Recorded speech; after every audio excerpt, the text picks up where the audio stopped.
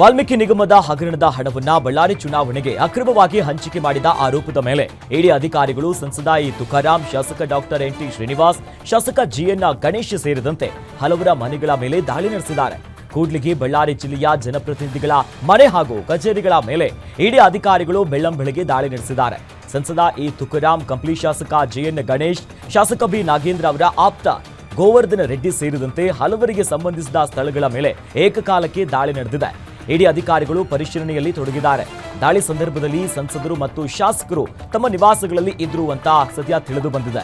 ಲೋಕಸಭಾ ಚುನಾವಣೆಯಲ್ಲಿ ಮತದಾರರಿಗೆ ಹಣವನ್ನ ನೀಡೋದಕ್ಕೆ ನಿಗಮದ ಹಣವನ್ನ ಬಳಸಲಾಗಿದೆ ಎನ್ನುವಂತ ಆರೋಪ ಇದ್ದು, ಸುಮಾರು 20 ಕೋಟಿ ಹಣವನ್ನ ಬಳ್ಳಾರಿ ನಗರ, ಬಳ್ಳಾರಿ ಗ್ರಾಮಾಂತರ, ಸಂಡೂರು, ಕಂಪ್ಲಿ ಮತ್ತು ಕೂಡ್ಲಿಗಿ ವಿಧಾನಸಭಾ ಕ್ಷೇತ್ರಗಳಲ್ಲಿ ಹಂಚಲಾಗಿದೆ ಅಂತ ಮಾಹಿತಿ ಲಭ್ಯವಾಗಿದೆ. ಇಡಿ ದಾಳಿ ವಿಚಾರ ನನಗೂ ಗೊತ್ತಿಲ್ಲ. ಇಡಿ ಅವರಿಗೆ ಕಾಂಗ್ರೆಸ್ ಪಾರ್ಟಿ ಮೇಲೆ ಸಿಟ್ಟಿದೆ. ಕಾಂಗ್ರೆಸ್ ಎಂಎಲ್ಎಗಳ ಮೇಲೆ ಮಾತ್ರ ದಾಳಿ ಆಗ್ತಿದೆ. ನಮ್ಮ ಪಕ್ಷ ಒಡೆಯುವಂತ ಕೆಲಸ ಮಾಡ್ತಿದ್ದಾರೆ. ಎಲೆಕ್ಷನ್ ಅಲ್ಲಿ ಆಗಿರುವಂತ ವಿಚಾರ ಇವಾಗ ತೊಂದರೆ ಕೊಡ್ತಿರೋದು ಸರಿಯಲ್ಲ. ಇಲ್ಲಿರುವ ಶಾಸಕರನ್ನ ಡಿವೈಡ್ ಮಾಡಬೇಕು ಅಂತ ಪ್ರಯತ್ನ ನಡೆದಿದೆ ಅನ್ನೋದಾಗಿ ಎಐಸಿಸಿ ಅಧ್ಯಕ್ಷ ಮಲ್ಲಿಕಾರ್ಜುನ ಖರ್ಗೆ ವಾಗ್ದಾಳಿ ನಡೆಸಿದ್ದಾರೆ. ಇಡಿದವರು ಮಾಡಿದಾರಂದ್ರೆ ಅವರಿಗೆ ಕಾಂಗ್ರೆಸ್ ಪಾರ್ಟಿ ಮೇಲೆ ಮೊದಲಿಂದ ಸಿಟ್ಟಿದೆ ಮತ್ತು ಕಾಂಗ್ರೆಸ್ ಪಾರ್ಟಿಗೆ ಎಂಎಲ್ಎಗಳಿಗೆ ಟಾರ್ಗೆಟ್ ಮಾಡಿ ಮಾಡ್ತಾರಂದ್ರೆ ಅದರ ವಿಶೇಷವಾದಂತ ಅವರು ನಮ್ಮ ಪಕ್ಷವನ್ನ ಒಡೆಯೋದಕ್ಕೆ ಒಂದು ಸಂಚು ಮಾಡ್ತಾ ಇದ್ದಾರೆ. ಎಲೆಕ್ಷನ್ದಲ್ಲಿ ಆದಂತ ಘಟನೆ ಹೀಗೆ ತೆಗೆದು ಅದನ್ನ ಹರಾಸ್ಮೆಂಟ್ ಮಾಡ್ತಕ್ಕಂಥದ್ದು ಮಾಡಿದ್ರೆ ಇದು ಸರಿಯಲ್ಲ. ನೀವು ಎಲೆಕ್ಷನ್ದಲ್ಲೇ ಇದನ್ನ ಘಟನೆ ಮಾಡಬೇಕಾಗಿತ್ತು. ಆದರೆ 1 ವರ್ಷದ ನಂತರ, 1.5 ವರ್ಷದ ನಂತರ ಎಲ್ಲ ತೆಗಿತಕ್ಕಂಥದ್ದು ಇಲ್ಲಿರ್ತಕ್ಕಂಥ ಎಂಎಲ್ಎಗಳಿಗೆ ಅಥವಾ ಇಲ್ಲಿರ್ತಕ್ಕಂಥ ಪಾರ್ಟಿ ಒಂದು ಶಾಸಕರಿಗೆ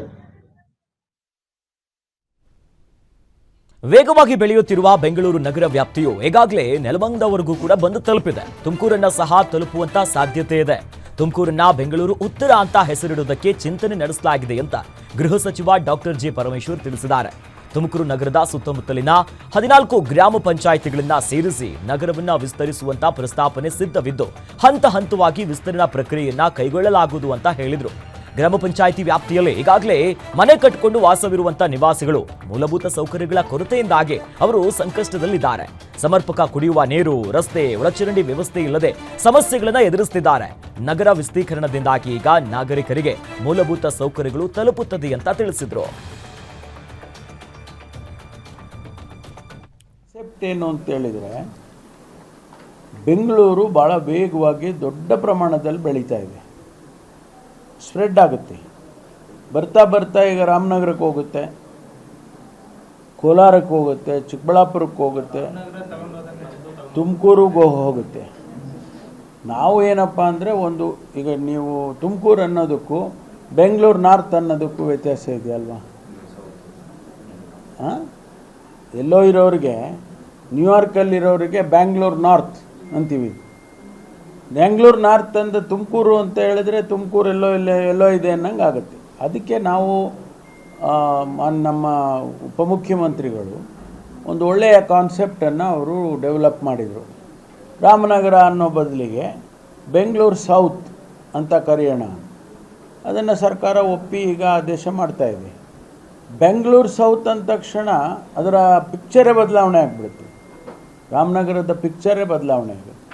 ಆ ಥರ ನಾವು ಕೂಡ ಬೆಂಗಳೂರು. ತುಮಕೂರಿನ ಹೇಮಾವತಿ ಎಕ್ಸ್ಪ್ರೆಸ್ ಲಿಂಕ್ ಕ್ಯಾನಲ್ ಕಾಮಗಾರಿ ಸ್ಥಳದಲ್ಲಿ ಕೇಂದ್ರ ಸಚಿವ ವಿ ಸೋಮಣ್ಣ ಅಧಿಕಾರಿಗಳ ಜೊತೆ ಸಭೆ ನಡೆಸಿದ್ದಾರೆ.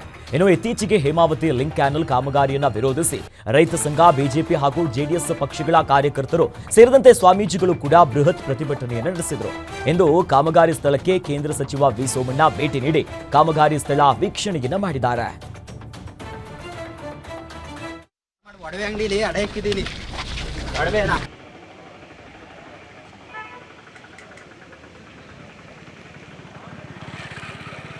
ನಿಮ್ಮ ಆಫೀಸ್ ನಂಬರ್ ಕೊಡಿ.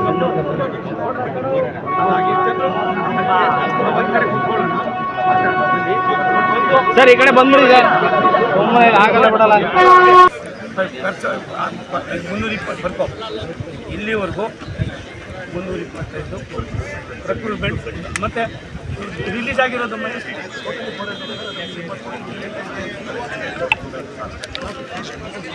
ಟೋಟಲ್ ಪ್ರಾಜೆಕ್ಟ್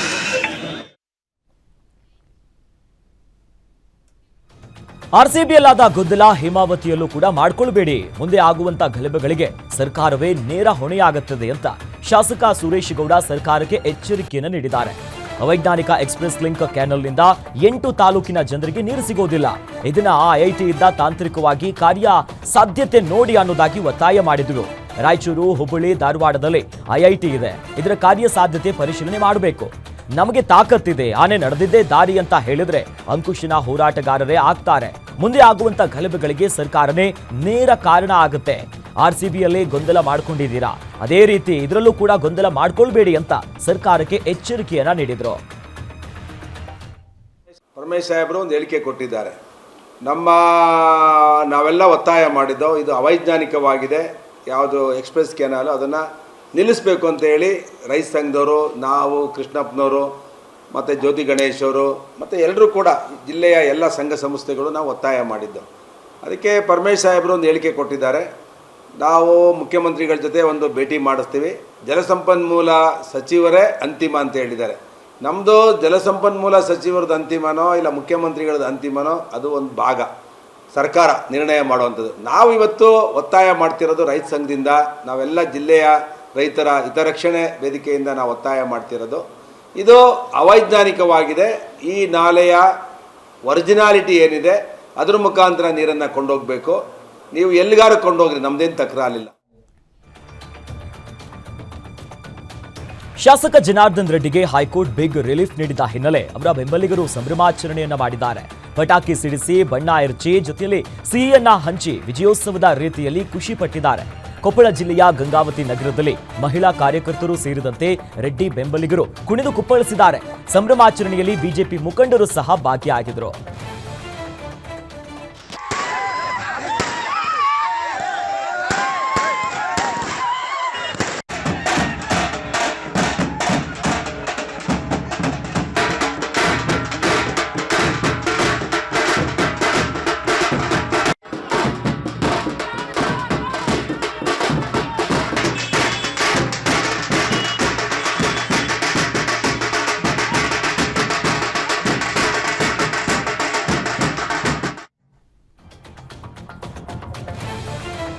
ಹಿಂದೂ ಮುಖಂಡರು ಕಾರ್ಯಕರ್ತರನ್ನ ಟಾರ್ಗೆಟ್ ಮಾಡಲಾಗ್ತಿದೆ ಅಂತ ಚಕ್ರವರ್ತಿ ಸೂಲಿಬೆಲೆ ಗಂಭೀರ ಆರೋಪವನ್ನು ಮಾಡಿದ್ದಾರೆ. ಶಿವಮೊಗ್ಗದಲ್ಲಿ ಮಾತನಾಡಿದ ಅವರು, ಕಾಂಗ್ರೆಸ್ ನನ್ನನ್ನ ಹೇಟ್ ಮಾಡ್ತಿದೆ, ನನ್ನ ಕಂಡ್ರೆ ಅವರಿಗೆ ಕೋಪ. ಐಜಿ, ಡಿಐಜಿಗಳು ಎಲ್ಲಾ ಪೊಲೀಸ್ ಠಾಣೆಗೆ ಮಾಹಿತಿಯನ್ನು ಕೇಳಿದ್ದಾರೆ. 2022ರಿಂದ 2025ರ ಜೂನ್ ವರೆಗೆ ಯಾವ್ಯಾವ ಕೇಸ್ ಇದೆ ಎಂಬ ಮಾಹಿತಿಯನ್ನು ಕೇಳಿದ್ದಾರೆ. ಯಾಕಂದ್ರೆ ಹೇಗಾದ್ರೂ ಮಾಡಿ ಒಳಗ ಹಾಕಬಹುದು ಅಂತ, ನನ್ನ ವಾಯ್ಸ್ ಸೈಲೆಂಟ್ ಮಾಡಬಹುದು ಅಂತ ನೋಡ್ತಿದ್ದಾರೆ. ಆದ್ರೆ ನಾನು ಇದಕ್ಕೆಲ್ಲ ಹೆದರಲ್ಲ, ಐ ಡೋಂಟ್ ಕೇರ್. ನೀವು ನನ್ನ ಒಳಗೆ ಹಾಕಿದ್ರೆ ತುಂಬಾ ದಿನದಲ್ಲೇ ನಾನೇನು ಸುಮ್ಮನೆ ಇರೋದಿಲ್ಲ, ಜೊತೆಯಲ್ಲೇ ಈಗಾಗಲೇ ಕಂಪ್ಲೇಂಟ್ ಮಾಡಿ ಜೈಲಿನಿಂದ ಆಚೆ ಬರ್ತೀನಿ ಅನ್ನೋದಾಗಿ ಹೇಳಿಕೆಯನ್ನ ಕೊಟ್ಟಿದ್ದಾರೆ.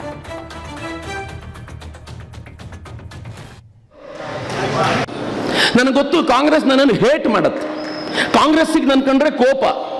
ನಾನಿವತ್ತು ವೇದಿಕೆ ಮೇಲೆ ನಿಮ್ಮ ಜೊತೆ ಹಂಚ್ಕೊಳ್ತಿದ್ದೀನಿ. ನಿನ್ನೆ ಬೆಂಗಳೂರಿನಿಂದ ಐಜಿ, ಡಿಐಜಿಗಳು ಎಲ್ಲ ಪೊಲೀಸ್ ಸ್ಟೇಷನ್ಗೂ, ನಿಮ್ಮ ಶಿವಮೊಗ್ಗ ಪೊಲೀಸ್ ಸ್ಟೇಷನ್ಗೂ ಒಂದು ಮೆಸೇಜ್ ಬಂದಿದೆ. ಆ ಮೆಸೇಜ್ನ ಶೇರ್ ಮಾಡ್ತೀನಿ ನಾನು ಬೆಳಗ್ಗೆ. ಮೆಸೇಜ್ ಏನು ಗೊತ್ತಾ? ಚಕ್ರವರ್ತಿಯವರ ಮೇಲೆ 2022ರಿಂದ 2025 ಜೂನ್ ವರೆಗೂ ಯಾವ್ಯಾವ ಕೇಸ್ಗಳಿದೆಯೋ ಎಲ್ಲವನ್ನೂ ಕಲೆಕ್ಟ್ ಮಾಡಿ ಕೊಡಿ ಅಂತ. ಏನಕ್ಕೆ? ನನಗೆ ಗೊತ್ತು ಕಾಂಗ್ರೆಸ್ ನನ್ನನ್ನು ಹೇಟ್ ಮಾಡತ್ತೆ, ಕಾಂಗ್ರೆಸ್ಸಿಗೆ ನನ್ನ ಕಂಡ್ರೆ ಕೋಪ. ನಾನಿವತ್ತು ವೇದಿಕೆ ಮೇಲೆ ನಿಮ್ಮ ಜೊತೆ ಹಂಚ್ಕೊಳ್ತಿದ್ದೀನಿ. ನಿನ್ನೆ ಬೆಂಗಳೂರಿನಿಂದ ಐಜಿ, ಡಿಐಜಿಗಳು ಎಲ್ಲ ಪೊಲೀಸ್ ಸ್ಟೇಷನ್ಗೂ, ನಿಮ್ಮ ಶಿವಮೊಗ್ಗ ಪೊಲೀಸ್ ಸ್ಟೇಷನ್ಗೂ ಒಂದು ಮೆಸೇಜ್ ಬಂದಿದೆ. ಆ ಮೆಸೇಜ್ನ ಶೇರ್ ಮಾಡ್ತೀನಿ ನಾನು ಬೆಳಗ್ಗೆ. ಮೆಸೇಜ್ ಏನು ಗೊತ್ತಾ? ಚಕ್ರವರ್ತಿಯವರ ಮೇಲೆ 2022ರಿಂದ 2025 ಜೂನ್ ವರೆಗೂ ಯಾವ್ಯಾವ ಕೇಸ್ಗಳಿದೆಯೋ ಎಲ್ಲವನ್ನೂ ಸಮಾಜ ಕಲ್ಯಾಣ ಇಲಾಖೆಯ ಮಹಿಳಾ ಸಿಬ್ಬಂದಿಯ ಮೇಲೆ ಹಾಡು ಹಗಲೇ ಹತ್ಯೆಗೆ ಯತ್ನ ನಡೆದಿದೆ. ಮಹಿಳೆ ಗಂಭೀರವಾಗಿ ಗಾಯಗೊಂಡು ಆಸ್ಪತ್ರೆಯಲ್ಲಿ ಸಾವನ್ನಪ್ಪಿದ್ದಾಳೆ. ವಿಜಯಪುರ ಜಿಲ್ಲೆಯ ಇಂಡಿ ಪಟ್ಟಣದ ಟಿಪ್ಪು ಸುಲ್ತಾನ್ ವೃತ್ತದಲ್ಲಿ ಈ ಘಟನೆ ನಡೆದಿದೆ. ಇಂಡಿ ಸಮಾಜ ಕಲ್ಯಾಣ ಇಲಾಖೆಯಲ್ಲಿ ಕೆಲಸ ಮಾಡ್ತಿದ್ದ ರೇಣುಕಾ ಸಾಯಬ್ಬಣ್ಣ ಕೊನ್ನೊಳ್ಳಿ ಎನ್ನುವವರ ಮೇಲೆ ಮಾರಕಾಸ್ತ್ರಗಳಿಂದ ಮರಣಾಂತಿಕ ಹಲ್ಲೆ ನಡೆಸಲಾಗಿದೆ. ಇಂಡಿಯಾ ಕೊಟ್ನಾಳ ಗ್ರಾಮದ ರೇಣುಕಾ ಅವರ ಮೇಲೆ ಸಮಾಜ ಕಲ್ಯಾಣ ಇಲಾಖೆಯಲ್ಲಿ ಅವರು ಗುಮಸ್ತಿಯಾಗಿ ಅವರು ಕೆಲಸ ಮಾಡ್ತಾ ಇದ್ರು. ಗಂಭೀರವಾಗಿ ಗಾಯಗೊಂಡಿದ್ದಂತ ರೇಣುಕಾ ಅವರನ್ನ ಜಿಲ್ಲಾ ಆಸ್ಪತ್ರೆಗೆ ರವಾನೆ ಮಾಡಿದ್ರು ಕೂಡ ಚಿಕಿತ್ಸೆ ಫಲಿಸದೆ ಸಾವನ್ನಪ್ಪಿದ್ದಾರೆ. ಘಟನೆ ಸಂಬಂಧ ಇಂಡಿ ಶಹರ ಪೊಲೀಸ್ ಠಾಣೆಯಲ್ಲಿ ಕೇಸ್ ದಾಖಲಾಗಿದೆ. ಬಾಗಲಕೋಟೆ ಪಟ್ಟಣ ಅಭಿವೃದ್ಧಿ ಪ್ರಾಧಿಕಾರದ ಪುನರ್ವಸತಿ ಅಧಿಕಾರಿಗಳ ಕಚೇರಿಯನ್ನ ಜಪ್ತಿ ಮಾಡಲಾಗಿದೆ. ಭೂಸ್ವಾಧೀನ ಆಗಿರುವಂತಹ ಡಿಬಿ ಪೂಜಾರ್ ಅವರ 6 ಎಕರೆ ಜಮೀನಿಗೆ ಸಮಯ ಮೀರಿದ್ರೂ ಕೂಡ ಪರಿಹಾರವನ್ನ ನೀಡಿರಲಿಲ್ಲ. ಸುಮಾರು 50 ಕೋಟಿ ರೂಪಾಯಿ ಹಣವನ್ನ ಬಾಕಿ ಉಳಿಸಿಕೊಂಡಿತ್ತು. ಹೀಗಾಗಿ 2ನೇ ಹೆಚ್ಚುವರಿ ಜಿಲ್ಲಾ ನ್ಯಾಯಾಲಯದಿಂದ ಜಪ್ತಿ ಆದೇಶ ಹೊರಬಂದಿತ್ತು. ವಕೀಲರು ಆದೇಶ ಪ್ರತಿಯನ್ನ ತಂದು ಕಚೇರಿಯಲ್ಲಿನ ಚೇರು, ಸ್ಟೂಲು, ಜೆರಾಕ್ಸ್ ಮೆಷಿನ್ ಅನ್ನ ಜಪ್ತಿ ಮಾಡಿದ್ದಾರೆ. ಮಂಡ್ಯ ಜಿಲ್ಲೆಯ ಶ್ರೀರಂಗಪಟ್ಟಣ ತಾಲೂಕಿನ ನೋಂದಣಿ ಸಂಖ್ಯೆ ಇಲ್ಲದ ವಾಹನದಲ್ಲಿ ನಿಷೇಧಿತ ಗಾಂಜಾವನ್ನ ಸಾಗಿಸುತ್ತಿದ್ರು. 2 ಆರೋಪಿಗಳನ್ನ ಸದ್ಯ ಪೊಲೀಸರು ಬಂಧಿಸಿದ್ದಾರೆ. ಬೊಮ್ಮನೂರು ಅಗ್ರಹಾರ ಬಳಿ ಅಬಕಾರಿ ನಿರೀಕ್ಷಕ ವೈಜೆ ಪ್ರಫುಲ್ಲಚಂದ್ರ ಅವರ ನೇತೃತ್ವದ ತಂಡ ಈಗ ಅವರನ್ನ ಬಂಧಿಸಿದೆ. ಇರ್ಷಾದ್ ಇನ್ನು ಮೊಹಲ್ಲಾದ ಅಖ್ತರ್ ಎನ್ನುವಂತ ಆರೋಪಿಗಳನ್ನ ಅರೆಸ್ಟ್ ಮಾಡಲಾಗಿದೆ. ಬಂಧಿತರಿಂದ 7 ಲಕ್ಷ ಮೌಲ್ಯದ 12 ಕೆಜಿ 940 ಗ್ರಾಂ ಒಣಗಿದ ಗಾಂಜಾವನ್ನು ವಶಪಡಿಸಿಕೊಂಡಿದ್ದಾರೆ. ಆರೋಪಿಗಳ ವಿರುದ್ಧ ಎನ್ಡಿಪಿಎಸ್ ಕಾಯ್ದೆ ಅಡಿಯಲ್ಲಿ ಪ್ರಕರಣ ದಾಖಲಿಸಿದ್ದು ನ್ಯಾಯಾಂಗ ಬಂಧನಕ್ಕೆ ಅವರನ್ನ ಒಳಪಡಿಸಲಾಗಿದೆ.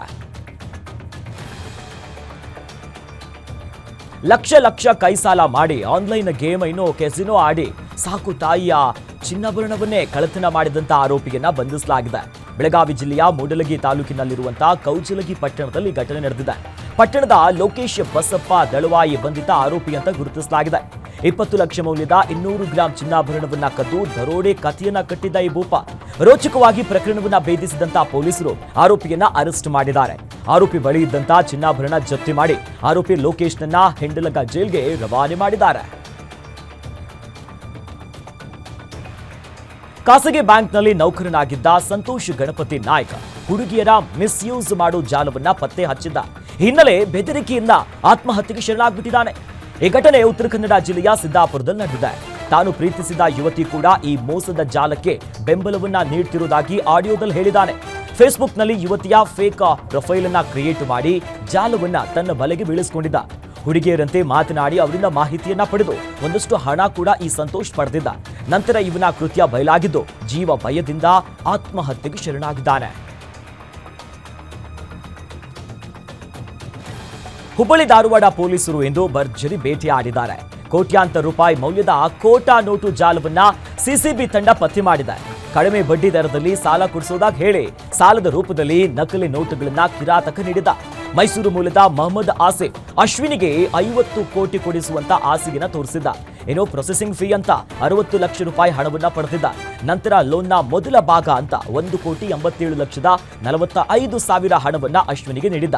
ಈ ಹಣ ಎಣಿಕೆ ಮಾಡುವಂತ ಸಂದರ್ಭದಲ್ಲಿ ನಕಲಿ ನೋಟು ಇರುವುದು ಪತ್ತೆಯಾಗಿದೆ. ತಮಿಳುನಾಡು ಮೂಲದ ಪ್ರಿಂಟಿಂಗ್ ಪ್ರೆಸ್ನಲ್ಲಿ ಈ ಕೋಟಾ ನೋಟುಗಳನ್ನ ಪ್ರಿಂಟ್ ಮಾಡಿರೋದು ಆರೋಪಿಗೆ ಎಲ್ಲವನ್ನ ಬಾಯ್ಬಿಟ್ಟಿದ್ದಾನೆ. ಪೂನಾ ಹುಬ್ಳಿಯ ಒಂದು ಖಾಸಗಿ ಹೋಟೆಲಲ್ಲಿ ಒಂದು ವ್ಯವಹಾರ ನಡೆದಿರುತ್ತೆ. ಅದಾದಮೇಲೆ ಆ ವ್ಯವಹಾರದ ನಂತರ ಹಣವನ್ನು ಹ್ಯಾಂಡ್ ಓವರ್ ಮಾಡುವಂಥ ಕೆಲಸ ಗೋಕುಲ್ ರೋಡ್ ಏನಿದೆ ಆ ಗೋಕುಲ್ ರೋಡ್ ಹತ್ರ ಮಾಡಿರ್ತಾರೆ. ಈ ಒಂದು ಪ್ರಕರಣದಲ್ಲಿ ಪೂನಾ ಮೂಲದ ಒಬ್ಬ ಹೆಣ್ಮಗಳು ಅಶ್ವಿನಿ ಪೆದ್ದವಾಡ್ ಅಂತ, ಆಕೆ ತನ್ನ ಮಗಳ ಹೆಸರಲ್ಲಿ ಒಂದು ಕನ್ಸ್ಟ್ರಕ್ಷನ್ ಕಂಪ್ನಿ ಓಪನ್ ಮಾಡಬೇಕು, ಅದಕ್ಕೆ ಸ್ವಲ್ಪ ಫೈನಾನ್ಸಸ್ ಅವಶ್ಯಕತೆ ಇದೆ ಅಂತಂದು ಹುಡುಕುವಂಥ ಸಂದರ್ಭದಲ್ಲಿ ಮೈಸೂರು ಮೂಲದ ಮೊಹಮ್ಮದ್ ಆಸಿಫ್ ಅನ್ನುವಂಥ ವ್ಯಕ್ತಿ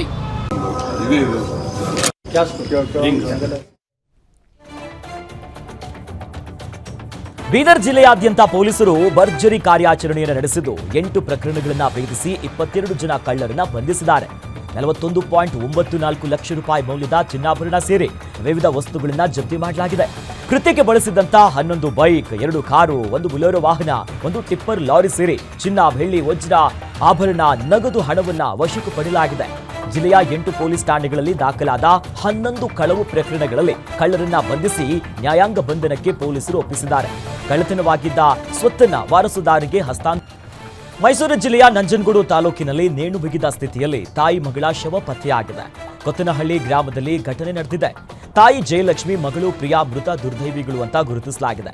ತಾಯಿ ಮತ್ತು ಮಗಳು ಮನೆಯ ತಂಬಾಕು ಬೇಯಿಸುವಂತಹ ಬ್ಯಾರಲ್ನಲ್ಲಿ ನೇಣು ಬಿಗಿದ ಸ್ಥಿತಿಯಲ್ಲಿ ಪತ್ತೆಯಾಗಿದ್ದು, ಇಬ್ಬರ ಸಾವಿಗೆ ಗಂಡನೇ ನೇರ ಕಾರಣ ಅಂತ ಗ್ರಾಮಸ್ಥರು ಆರೋಪ ಮಾಡಿದ್ದಾರೆ. ಮದುವೆಯಾಗಿ 25 ವರ್ಷ ಆದರೂ ಕೂಡ ಪತ್ನಿಗೆ ಗಂಡ ವರದಕ್ಷಿಣೆಯ ಕಿರುಕುಳವನ್ನ ನೀಡುತ್ತಾ ಇದ್ದ ಅಂತ ಆರೋಪಿಸಲಾಗಿದೆ. ಕೊಲೆ ಆರೋಪವನ್ನ ಹೊತ್ತ ಪತಿ ಜೈರಾಮ್ ನಾಪತ್ತೆಯಾಗಿದ್ದು, ಹಲವು ಅನುಮಾನಗಳು ಕೂಡ ಶುರುವಾಗಿದೆ. ಘಟನೆ ಸಂಬಂಧ ಹುಲ್ಲಹಳ್ಳಿ ಪೊಲೀಸ್ ಠಾಣೆಯಲ್ಲಿ ಕೇಸ್ ದಾಖಲಾಗಿದೆ.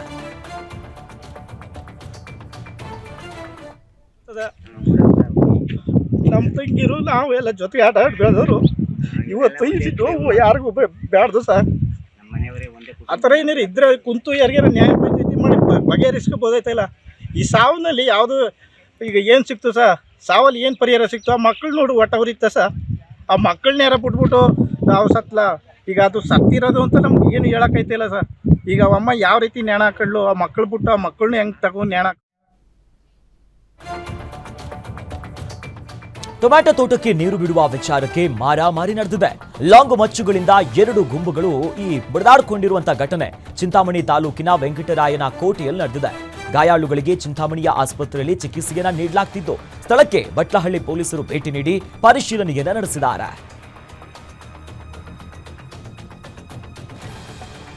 ಹಾಸನದಲ್ಲಿ ಹೃದಯಾಘಾತಕ್ಕೆ 5ನೇ ಬಲಿಯಾಗಿದೆ. ಹಾಸನ ಜಿಲ್ಲೆಯ ಹೊಳೆನರಸೀಪುರ ತಾಲೂಕಿನ ಅಂಬೇಡ್ಕರ್ ನಗರದ ನಿವಾಸಿ ನಿತಿನ್ ಡಿಪ್ಲೊಮಾ ವ್ಯಾಸಂಗವನ್ನ ಮಾಡಿ ಖಾಸಗಿ ಕಂಪನಿಯಲ್ಲಿ ಕೆಲಸವನ್ನು ಮಾಡುತ್ತಿದ್ದ. 21 ವರ್ಷದ ಯುವಕ ಕಳೆದ 15 ದಿನಗಳ ಹಿಂದೆಯಷ್ಟೇ ಬೆಂಗಳೂರಿಗೆ ಬಂದಿದ್ದ. ಇವತ್ತು ಬೆಳಿಗ್ಗೆ ಪಿಜಿಯಲ್ಲಿ 10 ಗಂಟೆ ಆದರೂ ಕೂಡ ರೂಮ್ ಬಾಗಿಲು ತೆಗೆಯದ ಕಾರಣ ಸ್ನೇಹಿತರು ಬಾಗಿಲನ್ನ ತೆಗೆದು ನೋಡಿದಾಗ ಮೃತಪಟ್ಟಿರೋದು ಬೆಳಕಿಗೆ ಬಂದಿದೆ. ಕೋಲಾರ ಜಿಲ್ಲೆಯ ಮಾಲೂರು ತಾಲೂಕಿನಲ್ಲಿರುವಂತಹ ಐಶ್ವರ್ಯ ಕ್ರಷರ್ನಲ್ಲಿ ಅವಘಡ ಸಂಭವಿಸಿದೆ. ಇನ್ನು ಈ ಕಲ್ಲು ಕ್ರಷರ್ ಯಂತ್ರಕ್ಕೆ ಸಿಲುಕಿ ಓರ್ವ ಕಾರ್ಮಿಕ ಸಾವನ್ನಪ್ಪಿದ್ದಾರೆ. ಪಶ್ಚಿಮ ಬಂಗಾಳ ಮೂಲದ ನಂದಾಲಾಲ್ ಮೃತ ದುರ್ದೈವಿ ಅಂತ ಗುರುತಿಸಲಾಗಿದೆ. ಹೊಸಪೇಟೆಯ ಎಂವಿಜೆ ಆಸ್ಪತ್ರೆಯಲ್ಲಿ ಮರಣೋತ್ತರ ಪರೀಕ್ಷೆ ನಡೆದಿದೆ. ಸ್ಥಳಕ್ಕೆ ಮಾಸ್ತಿ ಠಾಣೆಯ ಪೊಲೀಸರು ಭೇಟಿ ನೀಡಿ ಪರಿಶೀಲನೆಯನ್ನ ನಡೆಸಿದ್ದಾರೆ. ಗಂಡ ಹೆಂಡತಿ ನಡುವೆ ಜಗಳ ಸಾವಿನಲ್ಲಿ ಅಂತ್ಯ. ಈ ಘಟನೆ ಧಾರವಾಡ ನಗರದ ಕೆಳಗೇರಿ ಬಡಾವಣೆಯಲ್ಲಿ ನಡೆದಿದೆ. 24 ವರ್ಷದ ಪೂಜಾ ಲಿಂಗದಾಳ ಮೃತ ಮಹಿಳೆಯಾಗಿದ್ದು, ಕುತ್ತಿಗೆಗೆ ಹಗ್ಗವನ್ನ ಬಿಗಿದು ಕೊಲೆಗೈದಿರುವಂತ ಶಂಕೆ ಇದೆ ಅಂತ ಪೂಜಾ ಮನೆಯವರು ಆರೋಪವನ್ನ ಮಾಡಿದ್ದಾರೆ. ಧಾರವಾಡದ ಖಾಸಗಿ ಕಂಪನಿಯ ನೌಕರನಾಗಿರುವಂತಹ ಪತಿ ನವೀನ್ 3 ವರ್ಷಗಳ ಹಿಂದೆ ಮದುವೆಯಾಗಿದ್ದು ಬಾಡಿಗೆ ಮನೆಯಲ್ಲಿ ವಾಸವಿದ್ರು. ನಿನ್ನೆ ರಾತ್ರಿ ಇಬ್ಬರ ನಡುವೆ ಜಗಳ ಆಗಿದೆ. ಸಿಟ್ಟಿನಿಂದ ಪೂಜಾಳ ಕೊಲೆ ಮಾಡಿರುವಂತ ಶಂಕೆ ವ್ಯಕ್ತವಾಗ್ತಿದ್ದು, ನವೀನನ್ನ ಪೊಲೀಸರು ವಶಕ್ಕೆ ಪಡೆದಿದ್ದಾರೆ. ಶಾಲೆಗೆ ಬೀಗ ಜಡಿದು ಗ್ರಾಮಸ್ಥರು ಪ್ರತಿಭಟನೆ ನಡೆಸಿರುವಂತಹ ಘಟನೆ ಕ್ಯಾಸಪುರ ಗ್ರಾಮದಲ್ಲಿ ನಡೆದಿದೆ. ಇದು ಚಿತ್ರದುರ್ಗ ಜಿಲ್ಲೆಯ ಕ್ಯಾಸಪುರ ಗ್ರಾಮದ ನೇತಾಜಿ ವಸಯುತ ಅನುದಾನಿತ ಶಾಲಾ ಮುಂಭಾಗ ಈ ಪ್ರೊಟೆಸ್ಟ್ ಮಾಡಿದ್ದಾರೆ. ಶಾಲೆಯಲ್ಲಿ ಒಬ್ಬರು ಕೂಡ ಕಾಯಂ ಶಿಕ್ಷಕರಿಲ್ಲ. ಅರೆಕಾಲಿಕ ಶಿಕ್ಷಕರಿಗೂ ಕೂಡ ವರ್ಷ ಆದರೂ ಕೂಡ ಸಂಬಳ ಸಿಗ್ತಿಲ್ಲ. ಇವೆಲ್ಲ ಆರೋಪವನ್ನ ಮುಂದಿಟ್ಕೊಂಡು ಪ್ರತಿಭಟನೆ ಮಾಡಿದ್ದಾರೆ. ಸ್ಥಳಕ್ಕೆ ಆಗಮಿಸಿದಂತ ಚಿತ್ರದುರ್ಗದ ಬಿಇಒ ನಾಗಭೂಷಣ್ ಅವರನ್ನ ತರಾಟೆಗೆ ತೆಗೆದುಕೊಂಡಿದ್ದಾರೆ. ಹಾಸನದಲ್ಲಿ ದಿನದಿಂದ ದಿನಕ್ಕೆ ಕಳ್ಳತನ ಪ್ರಕರಣಗಳು ಹೆಚ್ಚಾಗ್ತಿದೆ. ಹೊಸ ಬಸ್ ನಿಲ್ದಾಣದಲ್ಲಿ ಬಸ್ ಹತ್ತಲು ಬಂದ ಮಹಿಳೆಯ ಚೈನ್ ಅನ್ನ ಕದಿಯೋದಕ್ಕೆ ಕಳ್ಳ ಯತ್ನಿಸಿದ್ದಾನೆ. ಪಕ್ಕದಲ್ಲಿದ್ದಂತ ಇನ್ನೊಬ್ಬ ಮಹಿಳೆ ರಕ್ಷಣೆ ಮಾಡಿ ಕಳ್ಳನಿಗೆ ಸಾರ್ವಜನಿಕರು ಧರ್ಮದೇಟನ್ನ ನೀಡಿದ್ದಾರೆ. ಕಳ್ಳತನವನ್ನ ಮಾಡ್ತಿರುವಂತಹ ಈ ಕಳ್ಳನನ್ನ ಸಾರ್ವಜನಿಕರು ಪೊಲೀಸರಿಗೆ ಒಪ್ಪಿಸಿದ್ದಾರೆ.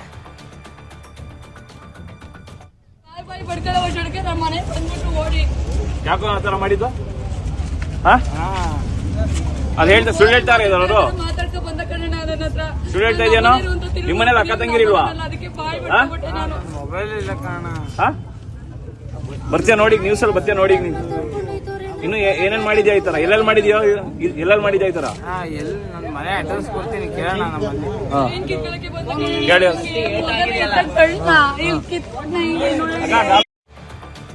ಚಿಕ್ಕಮಗಳೂರು ಜಿಲ್ಲೆಯ ಶೃಂಗೇರಿ ತಾಲೂಕಿನ ಬಾಸಾಪುರ ಮತ್ತು ಕಾಡುಬೈಲು ಗ್ರಾಮಗಳಲ್ಲಿ ಕಾಡಾನೆಯ ಹಾವಳಿ ಅತಿ ಮಿತಿ ಮೀರ್ತಾ ಇದೆ. ಜನರು ಆತಂಕಕ್ಕೆ ಒಳಗಾಗಿದ್ದಾರೆ. ಶಾಸಕ ಟಿಡಿ ರಾಜೇಗೌಡರ ಸ್ವಗ್ರಾಮವಾದ ಬಾಸಾಪುರದಲ್ಲಿ 10ಕ್ಕೂ ಹೆಚ್ಚು ಕಾಡಾನೆಗಳು ಬೀಡು ಬಿಟ್ಟು ಕಾಫಿ ತೋಟಗಳನ್ನು ನಾಶಪಡಿಸಿವೆ. ನಿರಂತರ ದಾಳಿಗೆ ಬೆಳೆ ಹಾನಿಯೂ ಹೆಚ್ಚಾಗ್ತಿದ್ದು, ಗ್ರಾಮಸ್ಥರು ಅರಣ್ಯ ಇಲಾಖೆಯ ವಿರುದ್ಧ ಆಕ್ರೋಶವನ್ನು ವ್ಯಕ್ತಪಡಿಸಿದ್ದಾರೆ. ಆನೆಗಳನ್ನ ಕೂಡಲೇ ಸೆರೆ ಹಿಡಿಯುವುದಕ್ಕೆ ಸದ್ಯ ಸ್ಥಳೀಯರು ಕೂಡ ಆಕ್ರೋಶವನ್ನು ಹೊರಗಾಗ್ತಿದ್ದಾರೆ, ಆಗ್ರಹಿಸುತ್ತಿದ್ದಾರೆ. ಭದ್ರತಾ ಕ್ರಮಗಳಿಲ್ಲದೆ ವಾಸಿಸುತ್ತಿರುವಂತಹ ಜನತೆ ಆತಂಕದಲ್ಲಿದ್ದು ತುರ್ತು ಕ್ರಮ ಕೈಗೊಳ್ಳಲು ಒತ್ತಾಯಿಸಿದ್ದಾರೆ.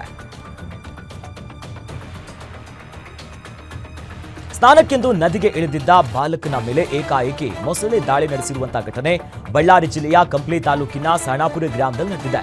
ಬಾಲಕನ ಕೈ ಮತ್ತು ಎದೆ ಭಾಗದಲ್ಲಿ ಗಂಭೀರ ಗಾಯ ಆಗಿದ್ದು ಯಾವುದೇ ಪ್ರಾಣ ಅಪಾಯ ಸಂಭವಿಸಿಲ್ಲ.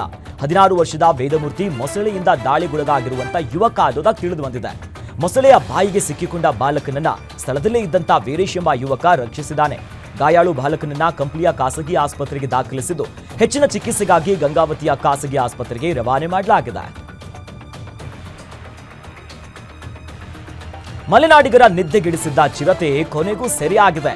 ಜನರಲ್ಲಿ ಭಯ ಹುಟ್ಟಿಸಿದಂತ ಚಿರತೆ ಅರಣ್ಯ ಇಲಾಖೆಯ ಬೋನಿಗೆ ಬಿದ್ದಿದೆ. ಇನ್ನು ಕಳಸಾ ತಾಲೂಕಿನ ಹುಳುವಳ್ಳಿ ಸಮೀಪದ ಮುಜಿಕಾನ್ನಲ್ಲಿ ಘಟನೆ ನಡೆದಿದ್ದು ಕಳೆದ 2 ತಿಂಗಳಿನಿಂದ ಚಿರತೆಯ ಭಯದಿಂದ ಹಳ್ಳಿಯ ಜನ ಹೈರಾಣಾಗಿದ್ರು. ಶ್ವಾನ ಸೇರಿದಂತೆ ಹಲವು ಜಾನುವಾರುಗಳ ಮೇಲೆ ಚಿರತೆ ದಾಳಿ ಮಾಡಿತ್ತು. ಹಗಲಲ್ಲಿ ಕೆಲಸದಕ್ಕೆ ಹೋಗೋದಕ್ಕೆ, ರಾತ್ರಿ ವೇಳೆ ಓಡಾಡೋದಕ್ಕೆ ಜನ ಭಯ ಬೀಳ್ತಾ ಇದ್ರು. ಸ್ಥಳೀಯರ ಆಗ್ರಹ ಹಿನ್ನೆಲೆಯಲ್ಲಿ ಅರಣ್ಯ ಇಲಾಖೆ ಬೋನನ್ನ ಇಟ್ಟಿತ್ತು. ಇದೀಗ ಚಿರತೆ ಸರಿಯಾಗಿದ್ದು ಕಳಸಾ ತಾಲೂಕಿನ ಜನ ನಿಟ್ಟುಸಿರನ್ನ ಬಿಟ್ಟಿದ್ದಾರೆ.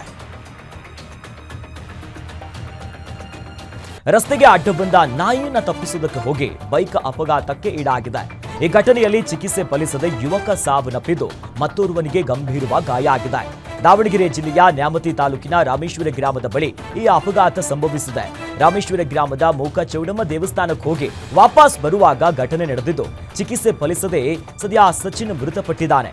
ಗಾಯಗೊಂಡ ಸಿರಿಯಾಜ್ಗೆ ಸದ್ಯ ಶಿವಮೊಗ್ಗ ಮೆಗ್ಗನ ಆಸ್ಪತ್ರೆಯಲ್ಲಿ ಚಿಕಿತ್ಸೆ ನೀಡಲಾಗ್ತಿದೆ.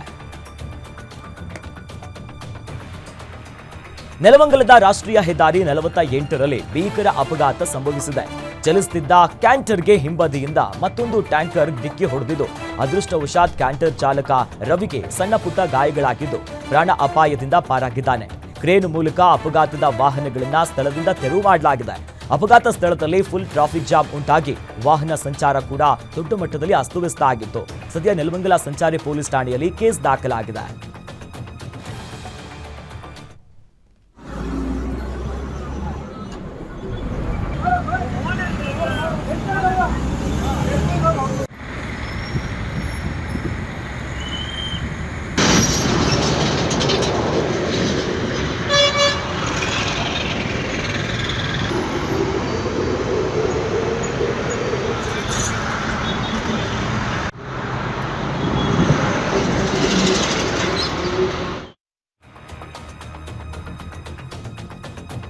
ಫೈವ್ ಜಿ ಯುಗದಲ್ಲಿ ನನಗೂ ಮೊಬೈಲ್ ಬೇಕು ಅಂತ ಮಂಗವೊಂದು ಮೊಬೈಲ್ ಅನ್ನ ಕಿತ್ಕೊಂಡ್ಬಿಟ್ಟಿದೆ.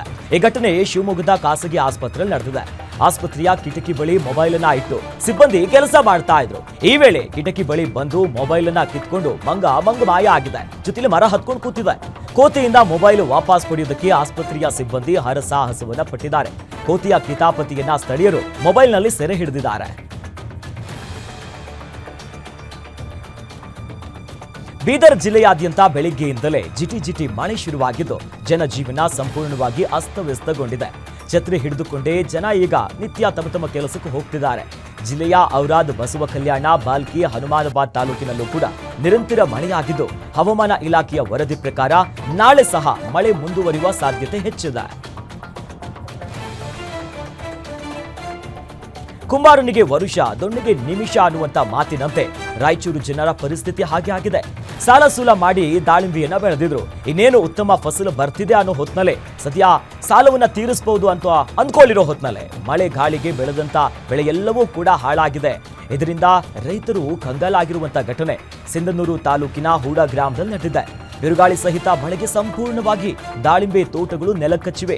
40ರಿಂದ 50 ವರ್ಷದಲ್ಲೇ ನೋಡಿರದಂತಹ ಬಿರುಗಾಳಿ ಮಳೆಗೆ ಎಲ್ಲರೂ ಕೂಡ ಛಿದ್ರ ಆಗಿದೆ. ಜನರು ಸಂಕಷ್ಟಕ್ಕೊಳಗಾಗಿದ್ದಾರೆ. ಈ ಮೂಲಕವಾಗಿ ತಮ್ಮ ಅಳಲನ್ನ ತೋಡ್ಕೊಂಡಿದ್ದಾರೆ. ರೈತ ಮಲ್ಲಯ್ಯ, ಸ್ವಾಮಿ, ರೆಡ್ಡಿ ಅನ್ನೋರಿಗೆ ಸೇರಿದಂತ 13 ಎಕರೆಯ ದಾಳಿಂಬೆ ತೋಟ ಸಂಪೂರ್ಣವಾಗಿ ನಾಶ ಆಗಿದೆ. ಇನ್ನು 15 ದಿನಗಳಲ್ಲಿ ಕಟಾವು ಆಗಬೇಕಿದ್ದಂತ ದಾಳಿಂಬೆಯ ಬೆಳೆ ನೆಲಸಮವಾಗಿದ್ದು 23 ಲಕ್ಷ ನಷ್ಟವಾಗಿದೆ. ದಾಳಿಂಬೆ ಹಣ್ಣುಗಳ ಸಮೇತ ಗಿಡ ನೆಲಕ್ಕಿಚ್ಚಿರುವಂತಹ ಹಿನ್ನೆಲೆ ಗಿಡಗಳೆಲ್ಲ ರೋಗಕ್ಕೆ ತುತ್ತಾಗಿರುವಂತ ಆತಂಕ ಶುರುವಾಗಿದೆ.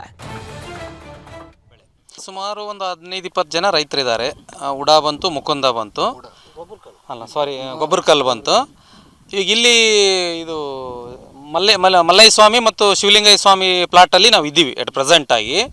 ಇದು 6 ಎಕರೆ, ಇಬ್ಬರ ನಡುವೆ 6 ಎಕರೆ ಇದೆ. 6 ಎಕರೆಗೆ ಸುಮಾರು ಒಂದು 18ರಿಂದ 20 ಲಕ್ಷ ರೂಪಾಯಿ ಖರ್ಚು ಮಾಡಿ ಇನ್ನೇನು ಈ ಮಂತ್ ಎಂಡಿಗೆ ಹಾರ್ವೆಸ್ಟಿಂಗಿಗೆ ಬರ್ತಾ ಇತ್ತು ಬೆಳೆ. ಆದರೆ ಮೊನ್ನೆ ಅನ್ಎಕ್ಸ್ಪೆಕ್ಟೆಡ್ ಆಗಿ ಬಂದಿರುವಂತಹ ಬಿರುಗಾಳಿ ಮತ್ತು ಮಳೆಯಿಂದ ರಾಯಚೂರಿನಲ್ಲಿ ಭಾರೀ ಮಳೆ ಸುರಿತಾ ಇದ್ದು ಮಳೆಯ ಅವಾಂತರಕ್ಕೆ ಶಾಲಾ ಆವರಣ ಕೆರೆಯಂತಾಗ್ಬಿಟ್ಟಿದೆ. ಅಂಗನವಾಡಿ ಕೊಠಡಿಗೆ ಮಳೆ ನೀರು ನುಗ್ಗಿದ್ದು ದವಸ ಧಾನ್ಯ ಸಂಪೂರ್ಣವಾಗಿ ನೀರು ಪಾಲಾಗಿದೆ. ಅಂಗನವಾಡಿ ಕೊಠಡಿ ಹಾಗೂ ಶಾಲಾ ಆವರಣ ಸಂಪೂರ್ಣವಾಗಿ ಜಲಾವೃತ ಆಗಿದೆ. ಮಳೆ ನೀರು ಹೋಗುವುದಕ್ಕೆ ಸರಿಯಾದ ವ್ಯವಸ್ಥೆ ಇಲ್ಲದ ಕಾರಣ ಈ ಅವ್ಯವಸ್ಥೆ ಉಂಟಾಗಿದೆ. ಶಾಲಾ ಆವರಣ ಜಲಾವೃತ ಆಗಿರುವಂತಹ ಕಾರಣ ವಿದ್ಯಾರ್ಥಿಗಳು ಶಾಲೆಗೆ ಹಾಜರಾಗಿಲ್ಲ. ಇಷ್ಟೊತ್ತು ನೀವು ನೋಡಿದ್ದು ಗ್ಯಾರಂಟಿ ನ್ಯೂಸ್. ಸುದ್ದಿ ಖಚಿತ, ನ್ಯಾಯ ನಿಶ್ಚಿತ.